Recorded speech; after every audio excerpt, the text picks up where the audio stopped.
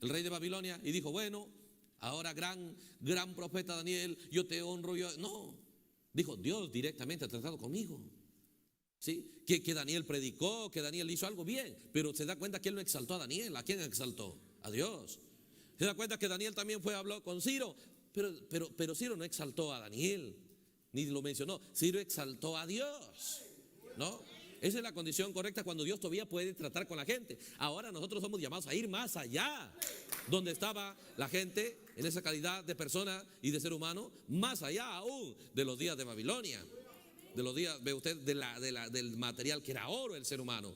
Somos llamados a una realidad más gloriosa, ¿ve? Pero el evangelio vino con ese propósito, trabajar en el ser humano hasta que el ser humano entre en una condición donde Dios puede tratar con ellos, hasta que llegue a esa condición.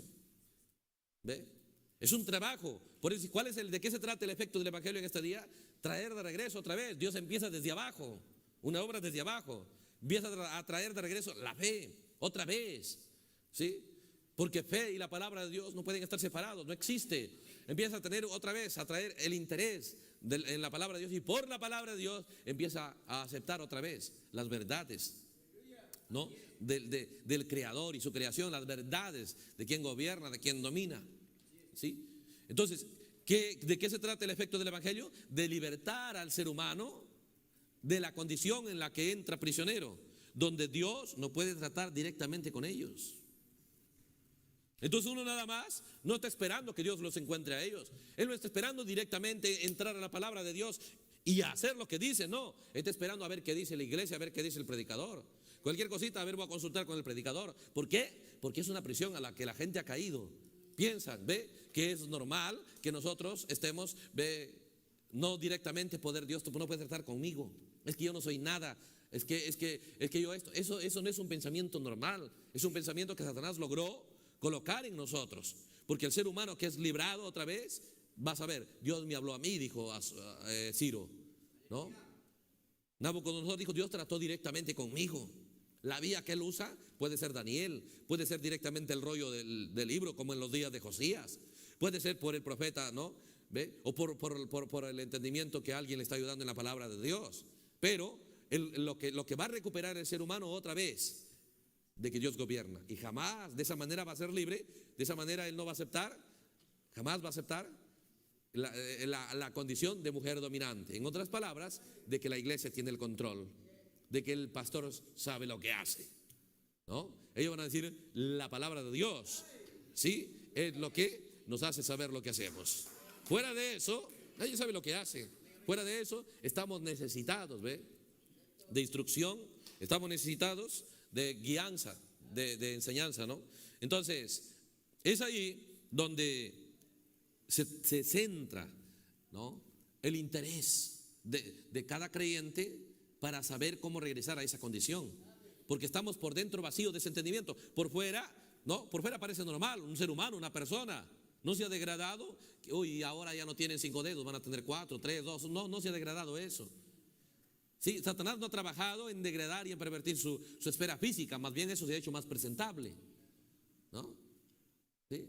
No se ha degradado eso, pero lo que se ha degradado es su mundo interior, donde sus deseos por lo correcto casi no existen. Se da cuenta que el ser humano, el hombre casado no camina todos los días, ¿no? Nunca yo voy a dar un mal ejemplo a mis hijos, nunca yo voy a ser infiel a mi esposa. Él no camina decidido de esa manera. Siempre voy a estar pendiente de las necesidades de mi familia. Voy a ser un verdadero ejemplo, como uno que tipifica a Cristo aquí. Voy a estar tan lleno de la palabra que la mente de Cristo esté en mí. Él no camina con esos deseos, pero así debe ser. Con esos deseos debiera caminar, pero ha caído de esos grandes deseos que le elevan a la persona como ser humano, donde su familia lo mira y sabe, él no finge, ¿no? Entonces, como dijo el profeta, ahora ellos empiezan a respetarlo y admirarlo porque saben por lo que es, no solo por lo que dice. Cualquiera puede fanfarronear y alardear, ¿no? De eso, entonces el evangelio se ha vuelto tan débil porque cualquiera habla maravillas y luego le dice, pero tu vida es que no me mires a mí, mira a Cristo, ¿no? ¿Por qué? Porque adentro no hay la fuerza para elevarse en una calidad de pensamiento, en una calidad de deseo, en una calidad de lenguaje, donde usted gane una influencia, un respeto de su propia familia, de su propio ¿no? Del cristianismo sobre todo, ¿ve? Hoy hay un trabajo que se ha hecho con toda la raza humana de una manera mundial, condición. Entonces cuando nos habla de la vida cristiana, lo negativo prima ahí. Cuando nos habla de elevarnos a vivir una vida cristiana más correcta, ahí tenemos toda la lista, ¿no? En una tremenda alta definición, de nitidez, en por qué no puedo, por esto. No puedo, mejor hay que esperar. Hay que esperar a qué, ¿no? Que se muera o que su jornada en la tierra termine, ¿ve? Pero ¿qué se pasa? ¿Qué pasa? Eso no es común. Usted dice, fulano es un incrédulo en algo. No, simplemente no tiene la fuerza para lo correcto. Está prisionero, ¿no? De esas cosas. Y lo que lo va a libertar, lo único que lo va a libertar es que haya alguien que lo muestre que sí se puede ser diferente.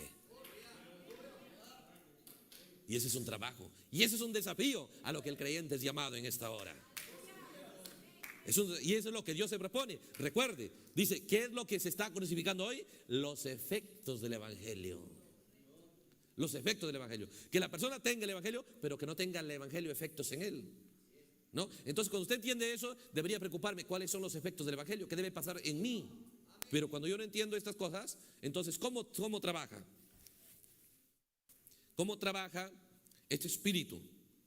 Lo mismo que sucedió allá en Génesis, ¿no? Buscando convencer al creyente que nada más Dios te ha dado un pequeño huerto ahí y todavía te prohíbe de todo, buscando crear un entendimiento errado de lo que realmente es el evangelio, de lo que realmente es el cristianismo. Hacerlo sentir al creyente, ¿no?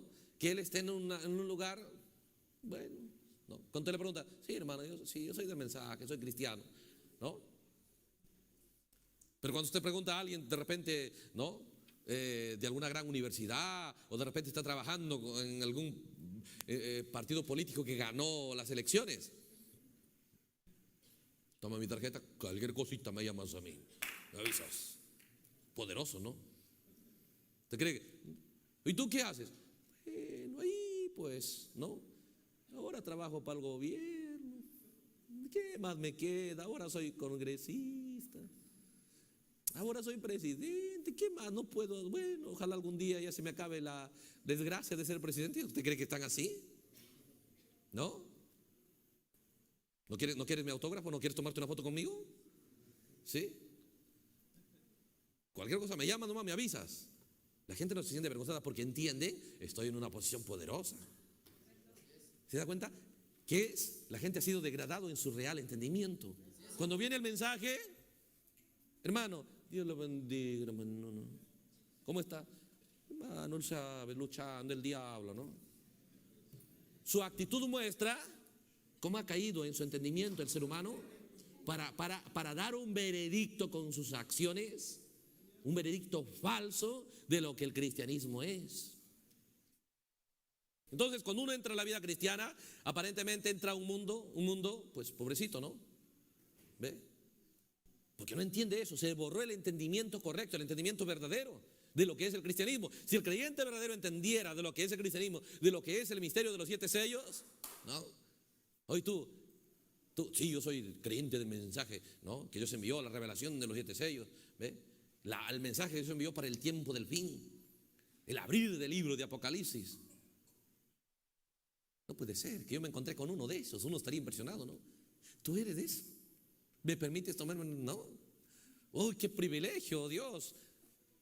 Gente dice que la Biblia habla, ¿no? Que será un pueblo especial con percepción profética. Será un grupo de gente tan diseñada especialmente como águilas. Las águilas tipifican la generación del tiempo del fin, ¿no?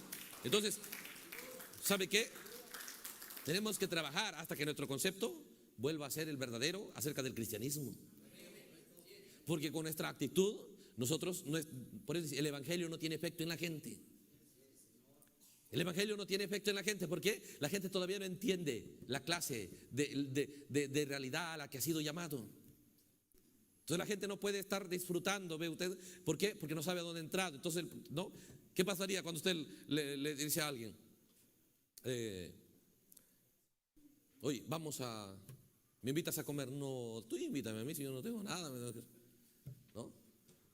Oye, pero ¿no te acaba de dar a yo un cheque fulano de tal? ¿Sí? No, solo me dio un papel. Nada, yo esperaba que me dé una moneda, solo me dio un papel. El profeta sí estaba allá el mendigo, mendigando una monedita, gracias al que le daba una moneda. Y gracias, y bueno, Dios lo bendiga y gracias. ¿No? Cuando vino uno, firmó un cheque, le dio el papel. Ni gracias porque no sabía ese tipo de economía. Todavía lo criticó. Tan millonario y todavía, pero ni siquiera una moneda me da, un papel. ¿Se da cuenta? Bueno, voy a guardarlo, más allá lo voto, pero voy a guardar el papel mientras, para no hacerlo sentir malo, ¿no? Y siguió mendigando. ¿Por qué? Él no conocía ese tipo de economía. Pero si alguien le ha dicho, mira lo que tienes, lo que tienes. Si quieres, vamos, examina, investiga lo que tú tienes, para que te digan lo que tienes. Tú no tienes por qué mendigar. Tú no tienes ya jamás, tu vida tiene que ser igual. Tu vida completamente puede cambiar ahora, porque ya lo tienes. Porque ese hombre rico no te ha dado cualquier cosa, ¿no? Pero como no sabía, como no entendía, ¿se da cuenta? Entonces estaba en una condición terrible, en una condición, ¿no? Seguía en su condición, no había salido de eso. Permítame leer aquí en el libro de Job.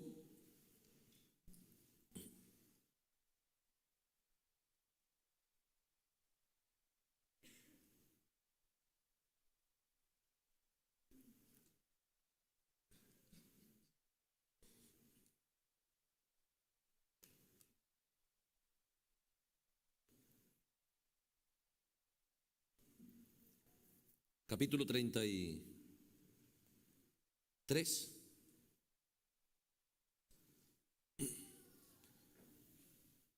Esto tipifica el mensaje del tiempo del fin, ¿no? El profeta dice, esto tipifica también, Eliú también tipifica a Cristo, el misterio de redención del Mesías. Pero aquí Eliú habla de una persona. ¿Cómo puede entrar a una condición terrible? Desde el verso 19. También sobre su cama es castigado el ser humano, dice, muchas veces por las cosas cerradas que hace, ¿no? Con fuerte dolor a todos sus huesos, que le hace que su vida aborrezca el pan, ni apetito ni nada, ¿no? Y su alma, la comida suave, su carne desfallece, de manera que no se ve, y sus huesos que antes no se veían aparecen. O sea, a esa condición puede llegar el ser humano, dice. Aún en una enfermedad, aún en una actitud tan moribunda, puede llegar a esa condición. Su alma se acerca al sepulcro y su vida a los que causan la muerte. En esa condición tan terrible puede estar el ser humano, peor que un mendigo, moribundo, sin fuerza física, sin energía, pues ya nada de carne, solo huesos, casi una calavera nada más, vestida de piel. Puede llegar a esa condición terrible, pero luego dice Eliú, verso 23, si tuviese cerca de él, si esa persona tuviese cerca de él algún elocuente mediador muy escogido que anuncia al hombre su deber. Observe y marque esas palabras, que le anuncia al hombre su deber, que le diga que Dios tuvo de él misericordia y que lo libró de descender al sepulcro y que halló redención. ¿Sabe qué va a pasar? Su carne será tierna como la de niño, volverá a los días de su juventud. Este orará a Dios y él le amará, verá su paz con júbilo, le restaurará al hombre su justicia. Llegará a una condición tremenda. La persona puede estar en la peor condición, pero si hubiera alguien, dice, alguien que sepa, alguien que realmente entienda los misterios de la desgracia del ser humano. ¿Por qué el ser humano se envuelve en tanta desgracia? ¿Por qué el ser humano pasa su jornada aquí lleno de amargura, lleno de sinsabores, lleno de problemas que él llama, problema de esto, problema de esto, problema de lo otro? ¿Por qué el ser humano pasa pues hastiado, como ya no soporto más, ya no, ¿no? ¿Por qué pasa el ser humano metido en esas cosas? ¿Acaso él ha venido a la tierra para eso? No, Señor, es falta de entendimiento. Aún dice, puede llegar a condición de enfermedad, porque muchos están, ¿no?, en una condición terrible, pues en muchos en relación de pareja, otros en el trabajo, otros en sus deudas, cada uno tiene sus problemas, pero otros lo pudiera tener ya aún en lo físico, que es lo peor, ¿no? No tiene apetito, pues está tan adolorido, no puede levantarse de la cama, está tan débil, ya, listo, su alma está, ya, se acerca a la muerte. Todo está a punto ahí a la puerta de la muerte. Pero si hubiera alguien que le diga, que, escuche, dos palabras, que usted tiene que elegir por entendimiento. Una es que usted entienda, y eso es lo que se movió siempre sobre nosotros hasta que se estableció en nosotros como una regla. Es siempre estar mirando, estar atento y estar oyendo y luchar por sus derechos. El otro es sus deberes, derechos y deberes. ¿Sí? ¿No? Entonces usted entiende, ¿ve? Tienes derecho a esto, la Constitución la apoya y todo. Pero ¿cómo logró Satanás degradar al ser humano? Haciéndole que preste atención absoluta en sus derechos. Por eso esta misma edad en la que estamos viviendo se llama la Odisea, que significa los derechos de la gente. Y eso es lo que a la gente lo arrastra a las peores desgracias. Cuando usted se ve en ese mundo, no sabe, cuando no entiende cómo el universo está creado y cómo Dios colocó sus leyes para con el ser humano, Satanás es muy astuto, porque le muestra, mira, tú te conviene esto, tú necesitas esto y tú tienes derecho a esto y tienes derecho a esto y tienes derecho a esto, y todo lo que es el mundo de sus derechos le señala. Y cuando usted decide luchar, defender, hablar, pensar y actuar solamente basado en sus derechos, no hay quien le detenga de su caída. Usted simplemente se degrada y usted piensa que todo el mundo, que usted tiene derechos, ¿no? Punto. Y que todo lo demás, en otras palabras, tienen deberes con usted.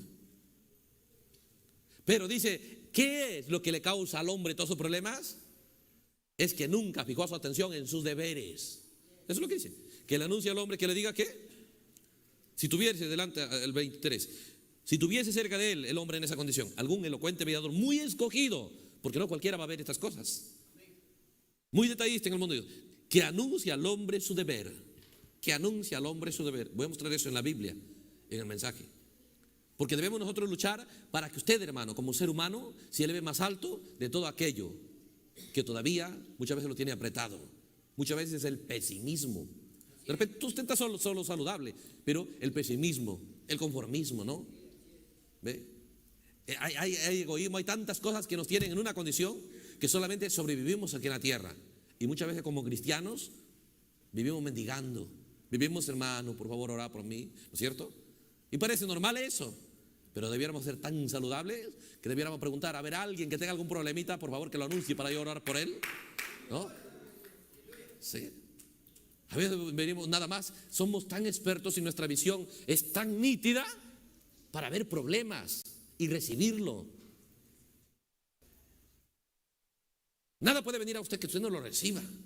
Entonces es un trabajo como ser humano para que se vuelva alguien tan experto como los noticieros en lo negativo, tan experto como lo diario, ya sea televisivo, radio o escritos, expertos en todo lo negativo. Y usted mira a una persona, si es como pareja, usted sabe todito lo negativo de la persona. Y lo mira, lo habla y lo piensa. Porque ha decidido ver eso. Ha sido ungido para mirar eso. Cualquier cosita buena que hizo, o se hace el que no lo ve, no se acuerda, nada. ¿No? Eso no es normal, son unciones. Hemos sido degradados a esa condición, ¿no? Entonces empezamos a ver todas las cosas negativas. ¿Cómo toma lugar estas cosas? Vamos a ver el secreto para esto. Porque el cristianismo consiste en sacarnos de esa prisión de solamente estar pensando en nosotros mismos. Esa prisión en realidad es un egoísmo, un egocentrismo, de solo estoy buscando nada más valorar lo que yo hago y digo, y de esa manera pues desacredito todo lo que está a mi alrededor, ¿no? ¿Por qué? Porque estoy buscando solo mis derechos, mis pensamientos, mis deseos. De eso es lo que se trata. Por eso, ¿cómo es que llegó Satanás a trabajar con el ser humano para degradarlo a esa condición donde en Tiatira lo hace tomar el control? ¿Sabe qué tomó lugar el cristianismo? Una desgracia total, una pobreza espiritual impresionante, ¿no? Casi 1000 años de oscurantismo. ¿Cómo toma lugar estas cosas? Miremos aquí. Decía la Biblia, decía el mensaje que leímos. ¿Qué es lo que está pasando? Dice, por medio de sus credos, ellos están crucificando los efectos del evangelio en la gente. Los efectos del evangelio en la gente. ¿De qué se trata el evangelio? De dar a conocer a la persona ¿no? El plan de Dios para ellos, lo que Dios ha hecho para ellos. ¿Para qué? Para libertarlos, para salvarlos, para redimirlos, para bendecirlos. De eso trata el Evangelio. Pero esas noticias y ese efecto que el Evangelio debe tener se ha quitado. Entonces debemos poner nuestra vista bien atenta al efecto del Evangelio. ¿Sí? ¿De qué se trata eso? ¿De qué es? Porque yo vi y les leí en el libro de Job que cómo una persona puede ser libre si le anunciaran a la gente su deber. Ah, no, pues el Antiguo Testamento. A ver, ¿de qué consiste el Evangelio entonces? Para mirar, ¿será la misma regla? Recuerde, Jesucristo es el mismo ayer, hoy y por los siglos. Ayer, hoy y por los siglos. Miremos un poquito cada vez que Dios descendió. Observe. Miremos aquí, por ejemplo, en Dios mismo viniendo aquí en Éxodo.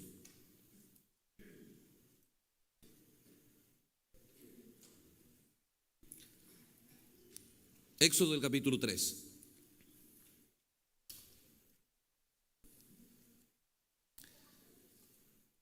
Es Dios encontrándose con Moisés y le dice el verso 6. Dijo: yo soy el Dios de tu padre,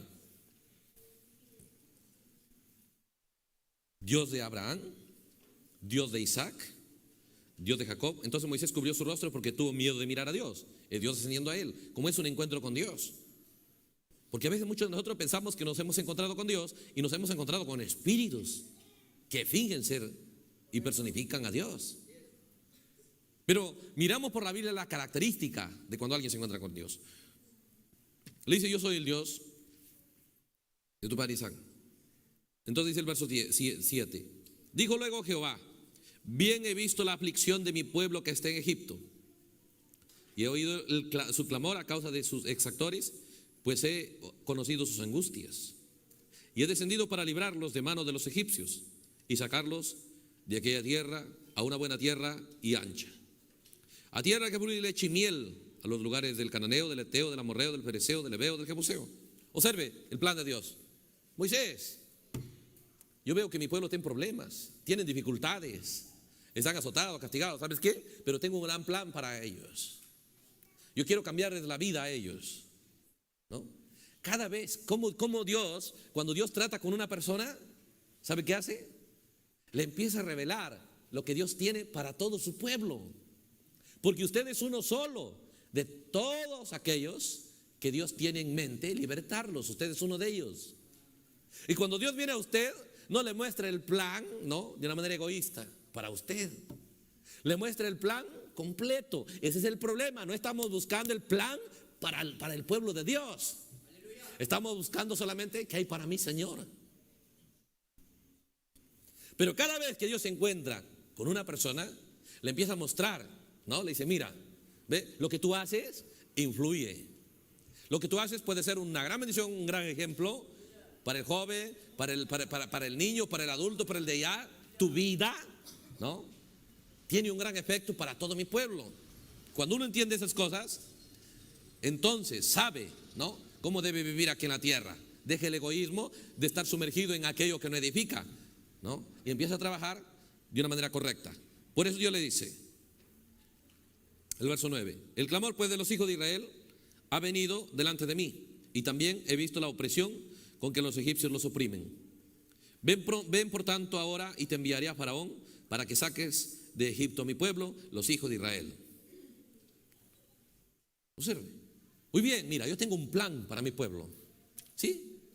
Cada vez que Dios viene, por eso es que nosotros poco nos encontramos con Dios. ¿Por qué? Porque no entendemos, ¿no?, qué es lo que Dios nos va a mostrar. Dios nos va a mostrar: tú tienes el deber de luchar por tus hermanos, ¿sí? Mira a tus hermanos cómo están, y tú tienes que luchar por ellos. Para eso yo te encontré. Mira la condición en la que están, y yo no quiero que estén así. Mira lo que yo quiero para ellos. Pero yo te encontré a ti para que tú luches por lo que yo quiero para ellos. ¿Se da cuenta? Eso es lo que le dice a Moisés.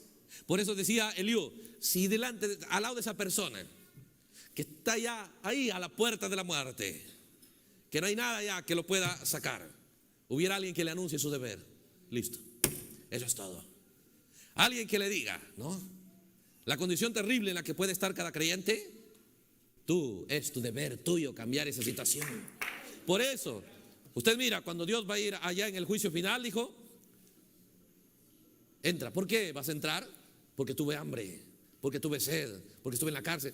Señor, ¿cuándo yo te vi en la cárcel y te visité? ¿Cuándo estuviste de hambre y yo te di de comer? Cuando le hiciste a uno de tus pequeñitos, a mí lo hiciste.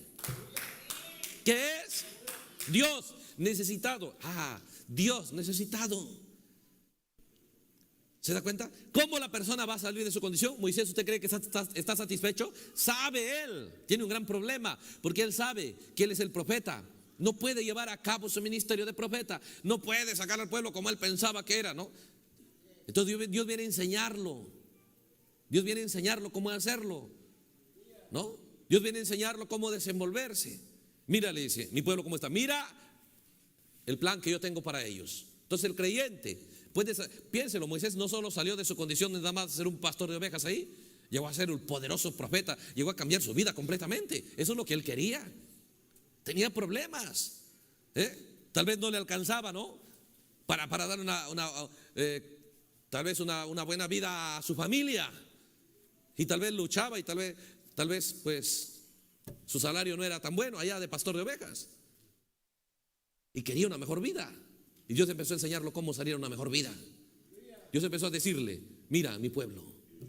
Cuando Dios se encuentra con usted le va a decir, mira a los jóvenes, mira las jovencitas, mira a las adolescentes, mira a los niños del mensaje, mira a los padres del mensaje, mira a la madre del mensaje. ¿No te importa? Dios viene a trabajar con usted y para que en su corazón a usted le importe la condición de la gente del mensaje, de la gente que es el pueblo de Dios, de la gente que Dios se encontró con su palabra, ¿no? Y tal vez, quién sabe, hay uno que ni siquiera por allá que nadie ni siquiera conocen el mensaje que Dios envió, la revelación de los 7 sellos. Y mucha gente está en grandes problemas porque ellos no saben, no tienen el entendimiento nada más de cómo elevarse más alto que sus problemas. Y eso es lo que la palabra de Dios nos enseña. Pero que uno cuando entra a esa prisión, entra a una prisión donde no le interesa, pierde el interés por lo que Dios tiene para su gente. Pierden su interés en el plan de Dios para su pueblo. No le importa, solo se vuelve a una condición de prisión donde no saldrá nunca. Nada va a cambiar su vida. Yo necesito esto, yo esto. Es bien entendido en sus necesidades. Pero para salir de su condición, en cualquiera que esté, como dice Eliú, es entender las necesidades del pueblo de Dios. Eso le sacará, y yo voy a mostrar eso en la Biblia, de la peor condición en la que usted pudiera estar. ¿Sí? De la peor condición, cuando usted en su corazón empiece a abrazar la carga de que ese pueblo, ¿no?, pueda heredar su promesa, pueda cambiar su vida, de que cada creyente, ¿no?, pueda cambiar su vida. Eso es tan poderoso. Por ello yo le decía a Moisés, ve, ¿y sabe qué Moisés responde? ¿Y quién soy yo que vaya allá? Yo no puedo, yo esto. Cada uno pone sus excusas. Es que yo no soy predicador, es que yo solo soy, hermanos, ¿no? Alguien puede decir, yo soy una pequeña adolescente. Simplemente mira la Biblia, ya hubo un adolescente, que ni su nombre se menciona, pero sacudió el imperio de Siria. Pero yo solo soy un joven. Mire el joven José. ¿Se da cuenta? Es que yo tengo mucha tentación. Mira las tentaciones de José. ¿Sí? Es que yo tengo mucho que hacer. Mira los quehaceres de Daniel y su gente, que nunca interrumpió su relación con Dios. No, es que yo soy muy anciano. Mire el anciano Simeón. Soy muy anciana. Mira la anciana Ana. ¿Sí? Muchas ocupaciones y soy joven. Mire el joven rey Josías y con tantas ocupaciones. La Biblia nos empieza a mostrar que no hay excusa para entrar en una relación correcta con Dios. Pero ¿qué es? Queremos nosotros, nos interesa que la vida de la gente cambie. Por eso se necesita alguien que le anuncie a la gente su deber. En otras palabras, un trabajo en el cual usted debe trabajar hasta salir de solamente estar mirando, ¿no?, sus derechos, sus intereses, a lograr considerar los intereses del pueblo de Dios. Yo voy a mostrarle ahora otra escritura aquí en el libro de Jueces. Jueces, el capítulo 6. Miremoslo desde este ángulo, ¿ve? Esa es la Biblia. Por eso, ¿cómo Satanás ha logrado que tome el control esta unción de mujer dominante? Satanás cabalgando en su caballo rojo, cuando la gente se volvió indiferente del uno para con el otro. Es el mundo que vivimos. La gente hoy es indiferente el uno para con el otro. Porque es poderoso cuando usted empieza a considerar a los demás, ¿no?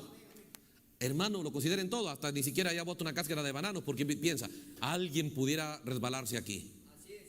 Siempre usted pensando en alguien más, ¿sí? En todo considera a los demás, ¿no? Sin eso, bota por todo lado. Luego dice, no, alguien puede ser un obstáculo. O de repente voy a aliviarle la carga al que barre, ¿no? Hermano, es la vida de la gente completamente diferente. Y tal vez nadie le va a dar gracias por eso, pero Dios le quiere, Dios mira eso, Dios ve eso en cada creyente. Le hace mejor como persona, como ciudadano, en todo. En todo. Pero fuera de eso, por eso no, ellos tratan de mejorar la vida de la gente. No, no se puede, pero eso es así. ¿Ve?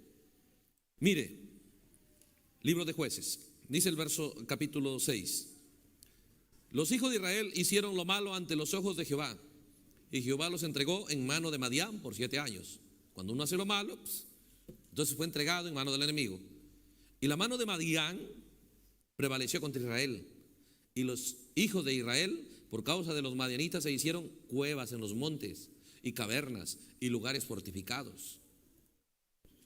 Nada más su ambición era lograr hacer la mejor cueva cada uno y poner piedras y poner dónde esconderse. ¿Por qué? Nadie podía vencer a los madianitas. ¿Por qué? Cuando uno hace lo errado, se acaba su fuerza y uno empieza a ser débil en todo. Entonces dice aquí, verso 3, pues sucedía que cuando Israel había sembrado, subían los madianitas y amalecitas y los hijos del oriente contra ellos. Subían y los atacaban. Cuando acampaban contra ellos, destruían los frutos de la tierra hasta llegar a Gaza. Y no dejaban que comer en Israel, ni ovejas, ni bueyes, ni asnos, porque subían ellos con sus ganados y venían con sus tiendas en grande multitud como langostas. Y ellos y sus camellos eran innumerables, y así venían a la tierra para devastarla. De este modo empobrecía Israel en gran manera por causa de Madián. Y los hijos de Israel clamaron a Jehová. Su condición era terrible, en una situación muy terrible. Empobrecían, todo lo perdían, todo lo quitaban, ¿no? Y se quejaban obviamente pues de lo que hablaban. Mira, me quitaron esto y esto y esto. Bueno, ¿no? Cada uno vivía de esa manera. Pero llegó un momento donde clamaron, Señor, ya no quiero esta condición, quiero cambiar mi vida. Por eso cuando usted viene el evangelio, tiene que venir con ese entendimiento. Quiero cambiar mi vida. No solo venga, voy a la iglesia porque no vaya al infierno. Lo que teme le vendrá. Cuando usted viene a la palabra de Dios, usted entiende, la palabra de Dios, ¿ve? Es realmente un lugar, ¿no? La palabra de Dios es aquello que realmente cambia la vida de la gente. Pero cuando dice el profeta, la segunda crucifixión se trata de eso, de lograr que la gente tenga el evangelio, pero que no haya ningún efecto, que la gente siga siendo la misma persona, no cambia, ¿no? No cambia. Eso es la segunda crucifixión. Y usted puede crucificar a Cristo crucificando los efectos del evangelio en su vida, llamándose cristiano, pero no dejando que el evangelio tenga efecto en usted. Es algo terrible. Pero cuando Israel entró en esa condición y despertó, dijo, quiero un cambio, Señor. Y empezaron a clamar. Dios les envió un profeta y luego descendió Dios. Dice la Biblia, cuando los hijos de Israel clamaron a Jehová a causa de los madianitas, Jehová envió a los hijos de Israel un varón profeta, el cual les dijo, así ha dicho Jehová, Dios de Israel, yo os hice salir de Egipto y os saqué de la casa de servidumbre. Viene un profeta y le dice, si yo justamente les saqué de Egipto para que nunca sean siervos, cuando yo traté con ustedes para que nunca más ustedes sean derrotados, para que nunca sean vencidos, usted tiene que devolverle en su entendimiento al evangelio, ¿no?, el significado verdadero. Dios dice, si yo te encontré a ti, es para que nunca más seas derrotado. Si yo te encontré a ti y te saqué de donde te saqué y te entregué mi palabra, es para que de en adelante seas invencible, que nada te derrote. Como madre, como padre, como esposo, como esposa, como hijo, nunca más debes ser derrotado en nada, porque has tenido que aceptar la derrota. Yo nunca os saqué para que sean esclavos otra vez.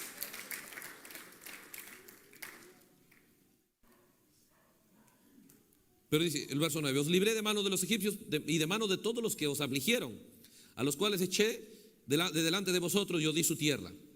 Y os dije, yo soy Jehová vuestro Dios, no temáis a los dioses de los amorreos en cuya tierra habitáis, pero no habéis obedecido mi voz. Su temor y su honra fueron para otros dioses. Ahora dice el verso 11, vino el ángel de Jehová después del profeta, viene el ángel de Jehová, lo misma escena. Vino un profeta, luego viene Dios. Viene el ángel de Jehová, se sentó bajo la encina que está en Ofra, en la cual era de Joás Abieserita, y su hijo Gedeón estaba sacudiendo el trigo en el lagar para esconderlo de los madianitas. Ahí estaba Gedeón, ¿no? Habían sembrado y rápidamente segándolo de repente, ni siquiera bien maduro, pero, y buscando rápidamente, ¿no? Trillarlo, no en la era, porque ahí me buscan, voy al lagar, despistarlos, ¿no? Sí. Dijo, en el lagar solamente ellos piensan, todavía no es tiempo de uvas, jamás van a pensar que en el lagar hay trigo. Entonces rápidamente fue allá preocupado en el hambre de su familia.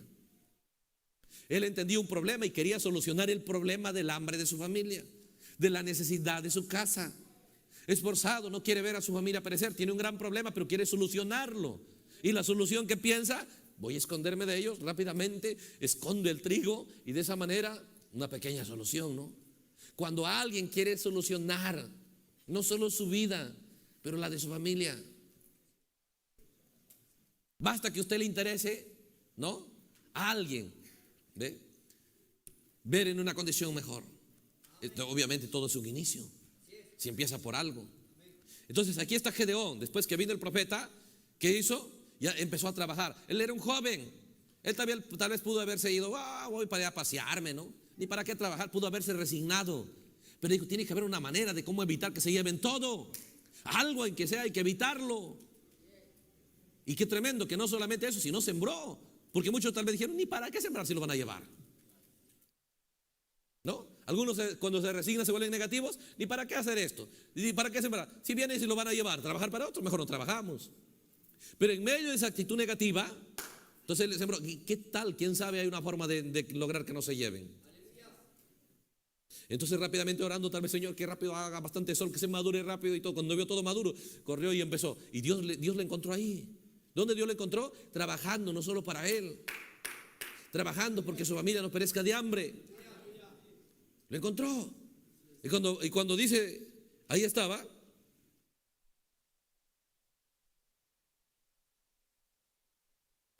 el verso 12. Cuando le encontró Dios, dice, el ángel de Jehová se le apareció y dijo, Jehová esté contigo, varón esforzado y valiente. Cuando Dios descendió, le dijo, tienes un problema.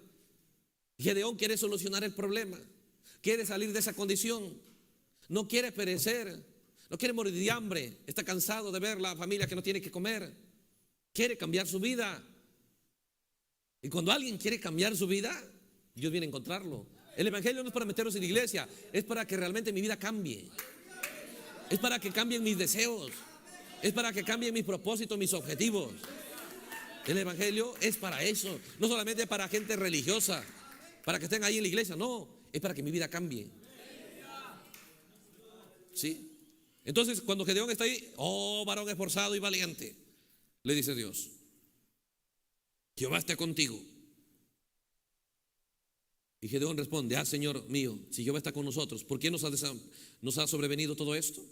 ¿Dónde están todas sus maravillas que nuestros padres nos han contado diciendo, no nos sacó Jehová de Egipto